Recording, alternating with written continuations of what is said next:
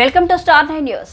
D Hirehal మండల కేంద్రంలోని KGBV పాఠశాలలో ఆకస్మిక తనిఖీ చేసిన జిల్లా ముఖ్య కార్యనిర్వహణాధికారి జిల్లా పరిషత్ అనంతపురం నందియాదేవి. ఈ సందర్భంలో పాఠశాలలోని భోజనశాలను, విద్యార్థులు గదులను, వంట సామాగ్రి గదులను పరిశీలించిన పిమ్మట ప్రిన్సిపల్ కు తగు సూచనలు తెలియజేశారు. అనంతరం విద్యార్థులతో ముఖాముఖిగా కలిసి ఆప్యాయంగా పలకరించి విద్యార్థులకు చక్కగా చదువుకోవాలని ఆమె తెలియజేశారు.